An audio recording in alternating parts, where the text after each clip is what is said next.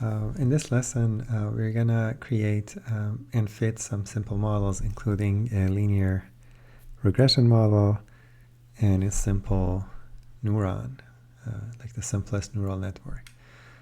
First, let's create some input data. I'm setting the manual seed, a manual seed for Torch so that the results are reproducible. And then I'm going to create this feature matrix, a 10 by 3 matrix created by torch.rand, and this creates a Gaussian random matrix, standard Gaussian random matrix. Each entry is drawn IID from a Gaussian with mean 0 and variance 1, and we're going to treat each row as an example or a sample. So we have 10 examples or samples, and each column is going to be a feature. So this is a feature vector of length 3. So we have 3 features. And then I'm just going to set n to be equal to the number of samples and d equal to the number of features. Okay, now let's create a linear model. Or a linear layer. This can be done by loading this nn module from Torch. This contains all the interesting neural network modules that you can build. In particular, we're going to call the constructor of this nn.Linear class. It takes, you can see in features, that's the number of input features and the number of output features, a Boolean value, which is whether to set bias or include a bias term. So here we're calling it the D features, D is 3, and 1 output features. So input is D-dimensional, output is 1-dimensional, and when I run it, you can see it creates this object. The bias here is what the statisticians would call an intercept. So in statistics, bias is a sacred word, so statisticians are not using it that easily. They call it an intercept. In the ML terminology, it's the bias. So this model basically models this function. So it takes the input x, computes the transpose of it with a weight vector w, and then adds a scalar. So this weight vector is the parameter that we're going to optimize.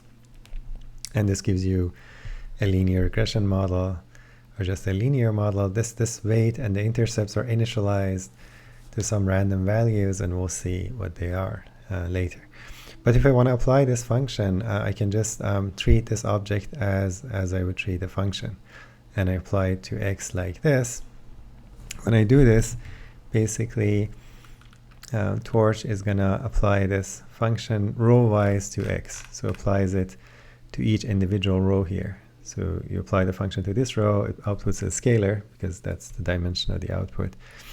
And you apply it on this row as well, it outputs another scalar, and this is the output, and n by 1, so a 10 by 1 vector. And we can verify that this is indeed the case by, for example, applying linear model to just the third row here. So that's the third row here, and this is also the value that we get, so they match. I can change it, for example, to the next row, and you can see it matches the other one. So we have created a linear model, and we can apply it to data. Okay, so let's now see. Okay, let's now see how we can find out what W and B are. So there is an easy way of doing it, but suppose you don't know PyTorch, and you just can apply the linear or this so-called affine function to different inputs. Is there a way that we can figure out what W and B are? So you can pause the video here and think a little bit about what kind of input I can give to this function so that I can figure out both W and B. So if you have thought about this a little bit, you might realize that you can pass this x. So each row is representing one x, one input feature vector. And if I pass it, this is enough to determine W and B. So to construct this, I've used this torch cat, which concatenates two tensors. So I have a 1 by D 0 tensor, and this creates a D by D identity matrix. And we're concatenating them along the 0th dimension, which is the rows. And so this creates this. Now if I pass this through the function, the all zeros vector gives me B. And the subsequent rows would give me W0 plus B, W1 plus B, and W2 plus B. So what I can do is that I can pass this X test through the linear model. I get this W, and then if I subtract the first element from every other element except the first one, I would get that this is my weight vector, basically. I'm actually treating the first element as the intercept. So the intercept is here, and these are basically the W that we had in that formula. And we'll see that this is indeed the weight vector that we have. So one way to verify that this W is the correct W is to basically reconstruct this function. So in order to do that, I can just pad X with a vector of all ones, and then multiply on the right by W. So if you recall, we had this X here, that's the X, and I pad it on the left by a vector of ones, and now if I multiply this matrix by this vector W, this would give me the output of the linear model, if you think about it. So each one of these would basically go and weight the corresponding column, and then you add them up. That's how you do matrix multiplication. But before doing that, let me also introduce you another way that you can concatenate a vector of all ones to your input X. There's this nice module, or like layer, constant pad 1D. So it adds a one-dimensional padding to your data. So you can see that this produces the same result. So maybe let me change this to 1.2 so that you can see it easily. So this is the value that we're padding with, and I'm padding one, let's say, location or one column to the left and 0 column to the right. So I can, for example, put this as 2.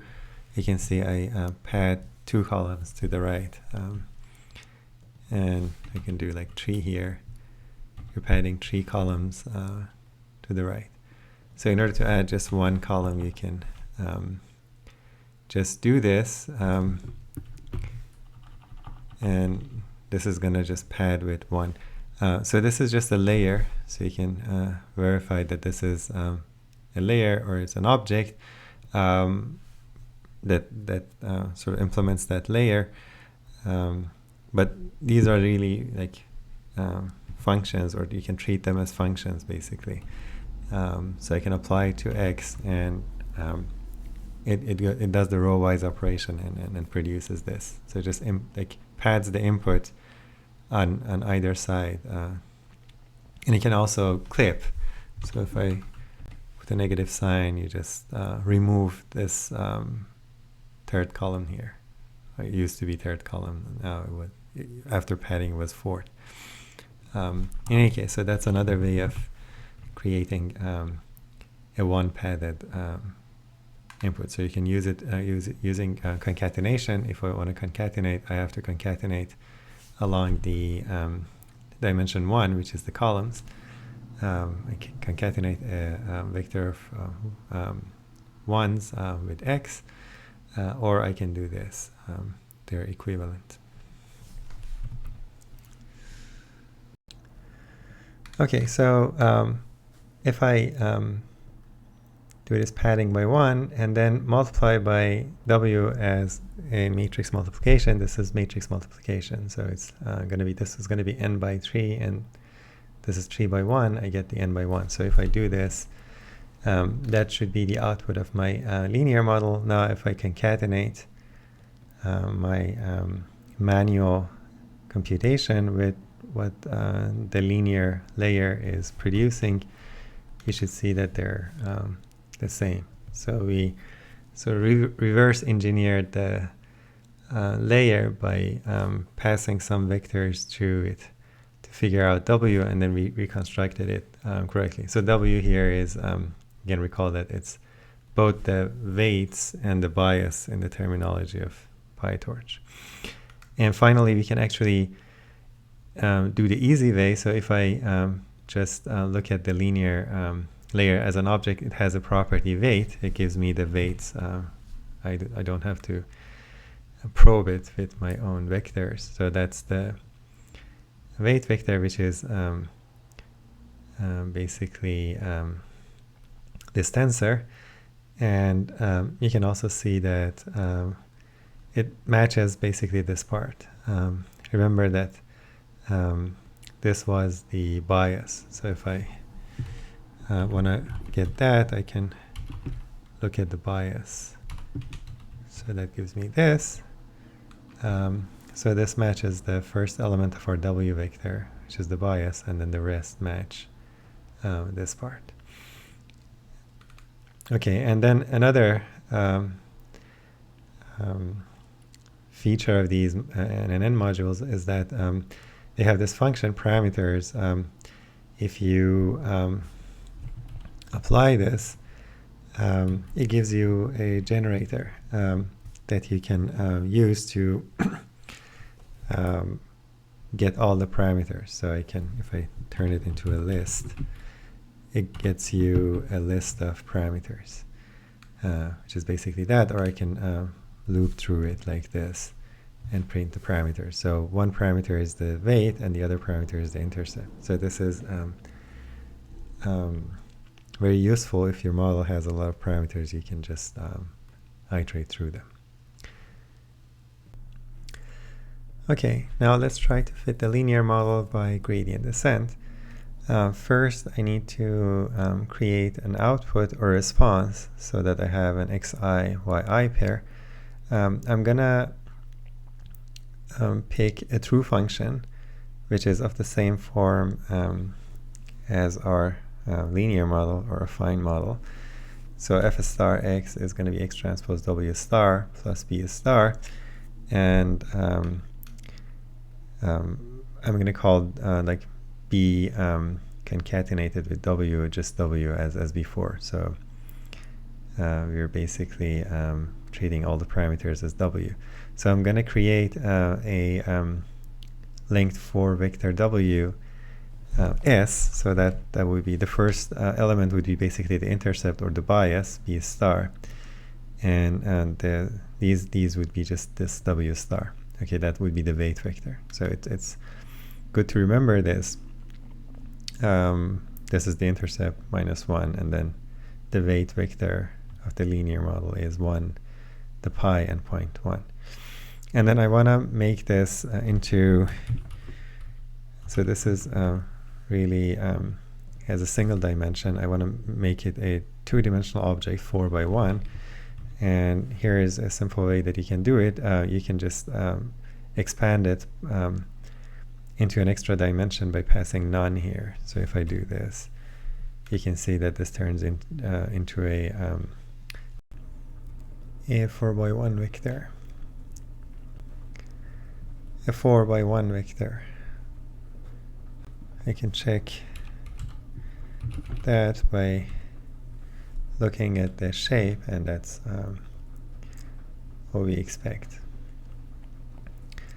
Okay, next I'm gonna apply this function to x to get yi, so we can do our procedure. So pad x to the left by 1, and then do a matrix multiplication ws that would give me my y. Okay. At this point, I want to solve at least the squares optimization. That gives you the ordinary least the squares regression fit, or linear model fit. And so we have a loss function, which is the MSE, so we're minimizing the sum or the average of the squared deviations of yi, and this is the prediction of the model on xi. And so w and b are the parameters, and these we want to minimize. So these are the parameters of that linear layer, and so this is the output of the linear layer, and the parameters we want to optimize by gradient descent. So let's do the optimization by gradient descent. So here I'm creating the linear layer. I just want to recall how we did gradient descent. So what I'm going to do is that I create an optimization object of this class SGD, and then I pass it a list of parameters that I want to optimize. Here I have two parameters, or two sets of parameters, the weight vector W and the bias. So I'm passing a list of those, and then I have the learning rate here, which I set as 0.1. That's the step size of the gradient descent. I have to define a loss, and the loss in this case is just apply the linear model to x. This gives me a vector and dimensional, and then y is n-dimensional. That's what we created here. And then square pointwise, take the sum and divide by n. That creates this loss. That's the loss function.